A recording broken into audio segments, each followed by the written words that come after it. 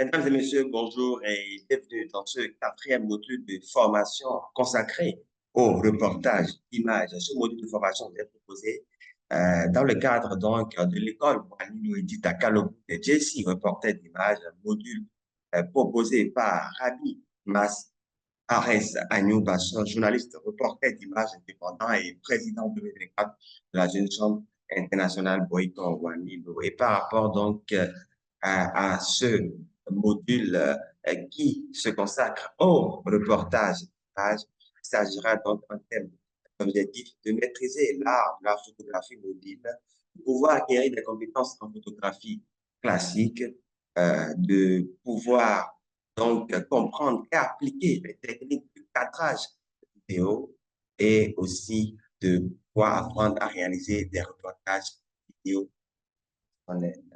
Donc, dans la première partie donc, de ce module-là, la photographie mobile, l'art de la photographie mobile, nous allons utiliser efficacement un smartphone pour capturer des images de haute qualité.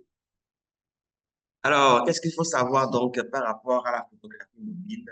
En matière donc de photographie mobile, c'est la capacité de pouvoir utiliser un smartphone de qualité avec les résolutions de plus en plus performantes pour pouvoir faire des photos qu'on peut utiliser à des fins personnelles. Les avantages donc de la photographie mobile, c'est entre autres l'accessibilité, la portabilité et la facilité d'utilisation. Il y a des appareils téléphoniques, il y a des smartphones qui ont la possibilité d'avoir des objectifs, des résolutions plus grandes qui permettent donc de faire des vidéos, des photos haute qualité. Et avec donc l'utilisation d'un smartphone, vous pouvez avoir assez facilement à des photos de qualité. Et vous avez aussi de nos jours des applications qui sont de plus en plus disponibles, des applications qui sont rendues, qui sont développées par des personnes qui vous permettent de faire du reportage en direct, qui vous permettent de faire du photojournalisme, de créer des contenus pour les réseaux sociaux depuis votre smartphone et directement en prenant les fichiers sources dans vos portables, dans vos smartphones. Les techniques de base en matière donc, de photographie mobile, c'est de pouvoir régler les paramètres de l'appareil. Vous avez la possibilité donc de régler la résolution en matière donc de pixels, de développer en fait les effets spéciaux à travers les réglages HDR, de pouvoir en fait ajuster la source de lumière qui entre dans l'appareil. Je vais parler de la balance des blancs. Il y a également les résolutions, les expositions et les focus qui sont entre autres à comment régler manuellement la façon dont le sujet se présente dans votre smartphone et de pouvoir en fait régler euh, la netteté de l'image sur un point ou sur une zone. C'est des questions de mise au point et avec les smartphones aujourd'hui, vous avez la capacité de pouvoir en fait faire tous ces réglages. Il y a également l'utilisation de la lumière naturelle. Tout dépend de la façon dont vous vous positionnez pour pouvoir prendre des photos, que vous soyez en compte jour ou en bénéficiant d'une lumière naturelle ou d'un espace assez éclairé avec la lumière naturelle du soleil. Vous pouvez donc trouver et utiliser les meilleures façons de lumière pour utiliser la photographie, pour faire de la photographie mobile et avoir des images de qualité. Donc, rien qu'avec un smartphone, vous pouvez jouer sur ces éléments parce que faire une photo dans un espace bien éclairé avec la lumière naturelle, vous n'avez plus besoin de flash, vous n'avez plus besoin d'une lumière externe. C'est plus facile de s'adapter comme cela.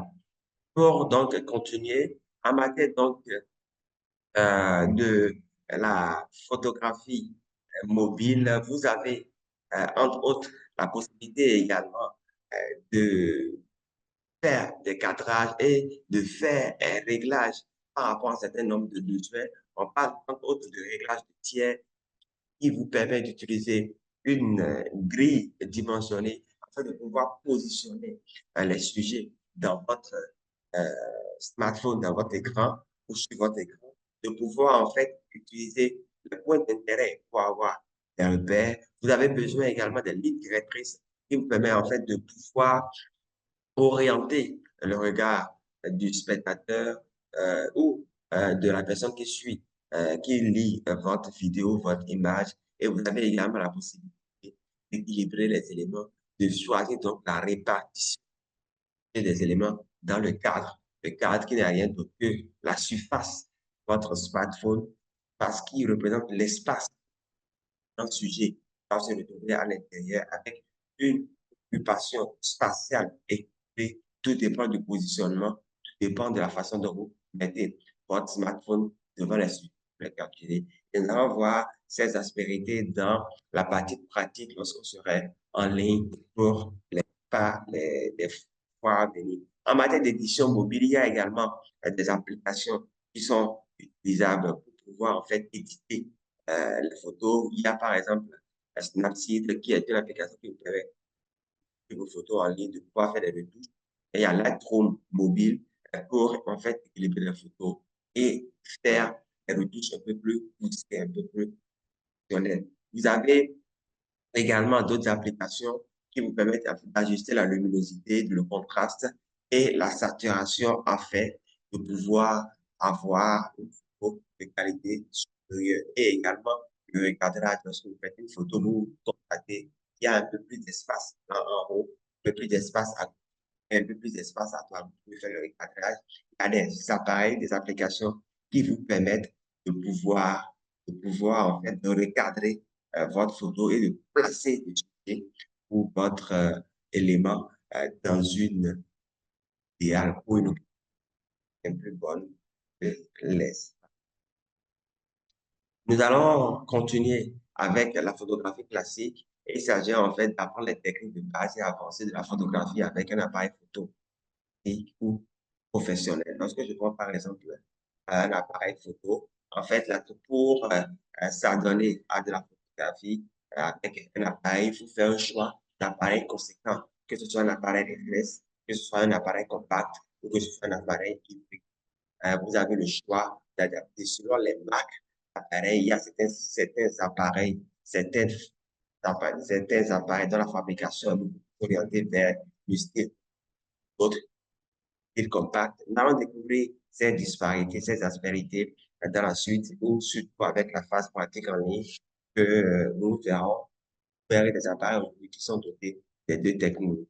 Il y a des objectifs et des accessoires qui vous permettent aujourd'hui de pouvoir, en fait, optimiser votre appareil. Vous pouvez avoir un appareil, avoir des accessoires qui vous permettent de faire des upgrades, qui vous permettent de passer d'une version à une autre parce que vous avez peut-être un objectif qui vous permet de faire une vue en temps. Vous avez peut-être un objectif qui vous permet de prendre une vue lointaine. Vous avez des objectifs qui vous permettent de prendre des vues très, très lointaines. Vous avez également des équipements comme des trépieds qui vous permettent de régler la stabilité. Vous avez des filtres qui vous permettent de changer le décor, la luminosité, le temps, l'événement, en fait, tout ce qui a rapport avec la photo.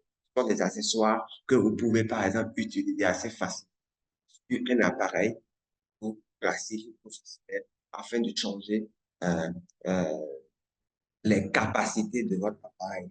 En matière donc de réglage des appareils classiques que nous allons voir lorsque passe pratique et aussi lorsque nous serons là où serons avec dans une phase en ligne, vous allez pouvoir euh, agir sur la question du réglage de l'ouverture, c'est la quantité donc d'images qui rentrent dans l'appareil.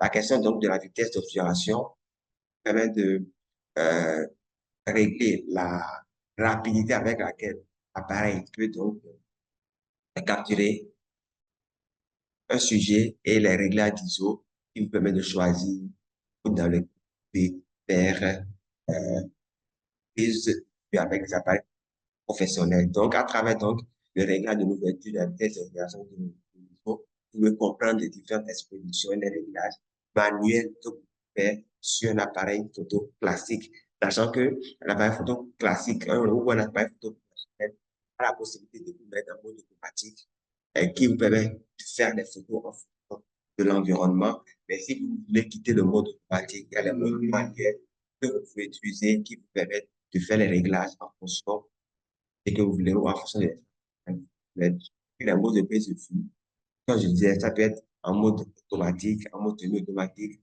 en mode priorité ouverture ou en mode priorité vitesse manuelle. Tout dépend de la façon dont si vous êtes en train si vous décidez par exemple de faire une photo euh, d'un match de football où les gens sont en train de courir, par exemple, il y a un mode qu'il faut utiliser pour ça. Si les gens sont sur place, il y a un mode. Si les gens sont en train de pouvoir elles sont assis en train de parler, que vous devez faire des photos.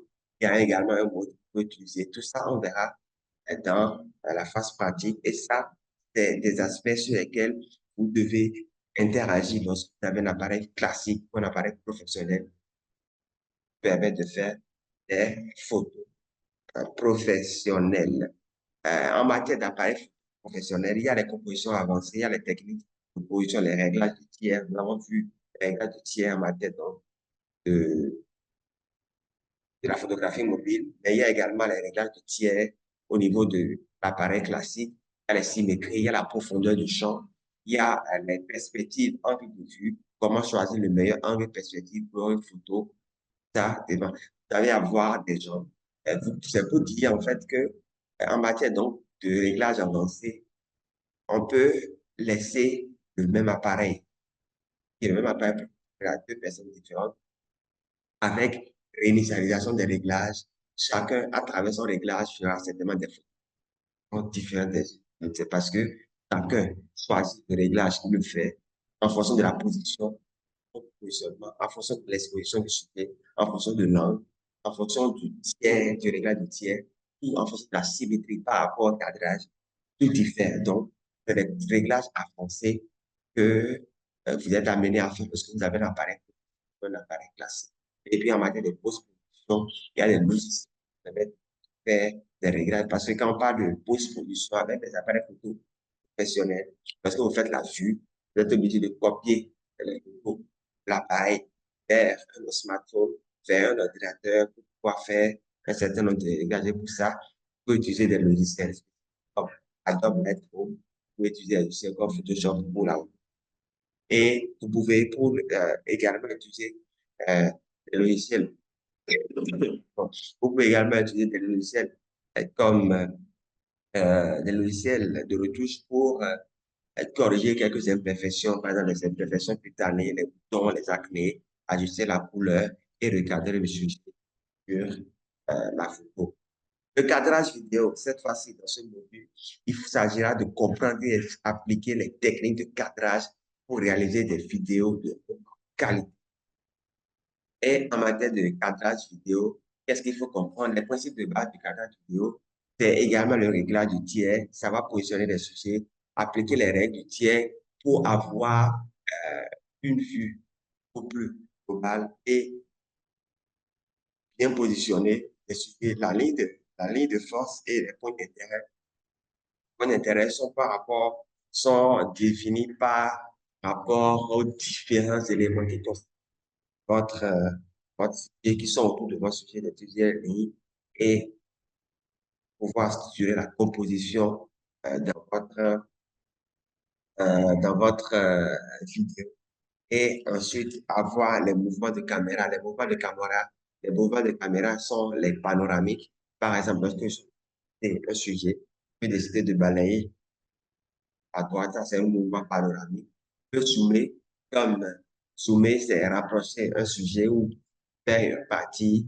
Ça permet de mettre l'aspect sur quelques sujets lors d'un reportage vidéo. Ce sont en fait des techniques qui permettent à votre caméra, à votre reportage de pouvoir en fait mettre l'aspect à sens sans pour autant parler, sans pour autant écrire. Le travelling qui est une technique une technique de poursuite, hein, des, euh, une technique qui vous permet de prendre votre appareil dans l'enregistrement vidéo et faire quelqu'un qui est en train de bouger, de faire un déplacement. Et tout le contraire, en fait, d'un panorama le panorama qui peut laisser un sujet et aller sur un autre sujet. Donc, le travelling sur le sujet, il le déplace d'un point A à un point B. En matière donc de cadrage vidéo, il y a la stabilisation qui est donc une technique qui permet d'utiliser les trépieds ou des stabilisateurs comme les Steadicam, les gimbal qui vous permettent d'avoir une netteté dans la vidéo. La post-production, c'est une technique de stabilisation. La post-production, qui sont les techniques de stabilisation en post-production avec des logiciels comme Adobe Premiere, CapCut, qui vous permettent de passer. Et il y a la lumière, les couleurs, l'utilisation de la lumière naturelle ou artificielle. La lumière naturelle, c'est la lumière de votre espace, votre paysage de la lumière artificielle. Ça peut être la lumière du salle, des ampoules, par exemple, des ampoules LED, ou des flashs qui sont utilisés pour pouvoir éclairer le sujet. Il faut comprendre les différentes lumières et savoir les utiliser dans la post-production et dans la captation. Et puis la balance est qui vous permet aussi de la, la netteté de l'image et les couleurs de précision.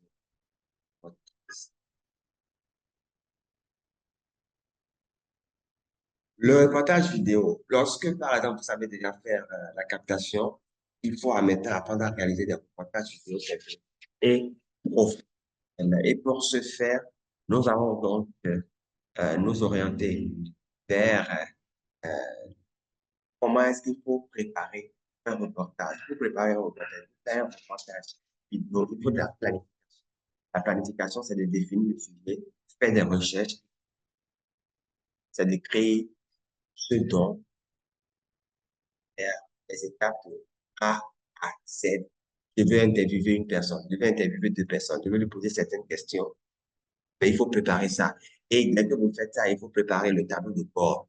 Tableau de bord des histoires, le storyboarding, permet en fait de planifier une prise de vue, les différents plans de coupe. Je vais filmer d'abord les gens dans telle position, je vais filmer les gens dans telle position.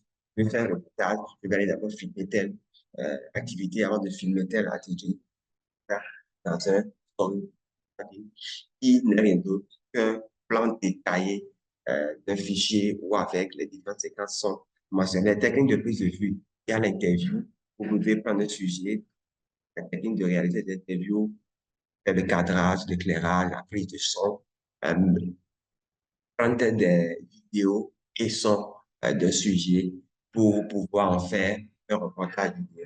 Il y a les plans de couverture sur le PC, sur les petits éléments filmés qui vous permettent en fait de combler votre plan de montage et de pouvoir alterner aussi, de faire voir, de toucher par la réalité, peut passer par le montage qui sera fait parce que euh, avoir une image plane, avoir une vidéo plane qui ne montre qu'un seul sujet, parle de bout en bout, parfois ça ennuie et ça rend, euh, ça n'accroche pas. Donc, parfois des plans de groupe, filmés filmés de part et d'autre, pour agencer, agrémenter, pour agrémenter un reportage. Puis en matière de son et audio, il faut préparer dispositif sonore, le microphone, il y a les types de avares qui sont sur les habits, il y a les être unidirectionnel ou unidirectionnel, la possibilité d'utiliser les types en fonction du travail que vous voulez faire. Mais il faut reconnaître que chaque micro est adapté à un milieu donné pour pouvoir avoir une certaine qualité sonore. Lorsque vous voulez faire euh, une interview à un participant à un colloque où c'est peut-être la pause, où chacun est en train de discuter, il y a un résultat qui est en train d'être fait, ou par exemple un concert où euh, il y a de la musique ambiante, vous ne pouvez pas utiliser par exemple un micro directionnel ou omnidirectionnel. Faire une interview dans ces conditions parce que dès que vous serez en train de, dès que vous allez déclencher votre discours, ce micro va capter tous les sons ambiants un milieu comme ça, dans un milieu où il y a un temps de bruit, il y a le micro unidirectionnel qui vous permet, par exemple, de capter beaucoup plus avec précision une voix, pas dans le micro, que la voix dans le- Et par exemple, on peut utiliser un micro unidirectionnel dans un studio d'enregistrement pour permettre à ce que 10, 15, 20 personnes ou 5 personnes puissent être en train de parler dans une salle avec un seul écran qui est placé au centre qui capte tout ce qui est dans les alentours. La captation, le montage est intégré pour capturer et monter le son que nous avons des progrès. En matière donc de montage vidéo, nous devons utiliser certains logiciels de montage comme Adobe Premiere Pro, qui est par excellence le logiciel utilisé pour faire le montage vidéo. Ensuite, nous avons Final Cut Pro, qui est aussi un logiciel qui nous permet de faire des montages. Il y a beaucoup de plus de logiciels qui me permettent de faire des montages euh, après d'avoir fait votre reportage que vous pouvez utiliser. Il y en a même sur euh, les smartphones qui nous permettent de faire des montages facilement. Donc, en matière de technique de montage, il sélectionner et organiser les transitions et du texte pour pouvoir, en fait, faire un reportage et réussir son montage de texte. Ça peut être également de la voix off, à expliquer, présenter, travail être en train de faire. Et la publication et diffusion, en fait, il faut adopter format pour pouvoir faire passer le montage que vous avez adopté regarder les vidéos, différentes plateformes. Si c'est sur YouTube, il y a des spécificités à respecter. Si sur les réseaux sociaux, chaque réseau social a des spécificités, a un format donné. Et, et lorsque vous allez sur Adobe Premiere Pro, par exemple, vous avez la possibilité d'exporter votre vidéo sur le format que vous dans les réglages que vous définissez. Dans les réglages que vous définissez. Et ensuite, il y a la de communication va diffuser le reportage vidéo que vous faites, tout ça. C'est la communication, c'est le marketing, la diffusion, appeler à faire cela aussi. Quoi que vous avez fini faire votre reportage vidéo. Pour donc conclure avant la dernière partie, c'est le cas pratique pour euh, lui consacrer donc au reportage. Et pour ça, il s'agit de mettre ça à travers, vous n'êtes plus dans cette partie. Et en matière donc de cas pratique, nous avons plusieurs euh, exercices que nous faisons. Le premier, c'est l'exercice de la photographie mobile. Vous êtes appelé donc à capturer une série de photos, un thème donné en utilisant votre smartphone. D'éditer les photos avec l'application. On a cité quelques applications à le faire. Et pour la photographie classique, réaliser une série de photos en utilisant les techniques du et de réglage manuel avec un appareil photo. Vous pouvez aller louer des appareils et vous rapprocher d'amis qui disposent donc d'appareils photographiques pour faire cet exercice. Et pour le troisième exercice relatif au cadrage vidéo, vous êtes appelé à filmer une scène avec différents types de cadrage et de mouvements de caméra, stabiliser et de monter les.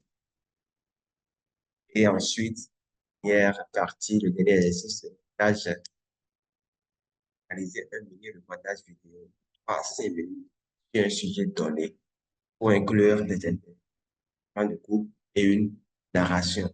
Voilà un peu ce qu'il en est. Et par rapport au cas pratique, c'est appelé à lire la description vous êtes appelé à lire la description pour pouvoir trouver les différents canaux, les cas pratiques, par produire.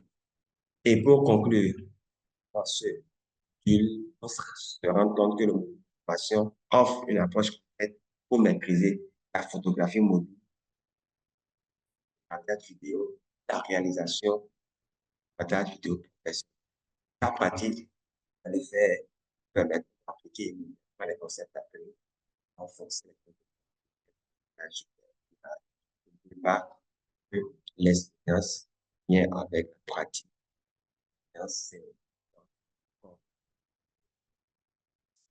Et à nous revoir pour module. Merci beaucoup.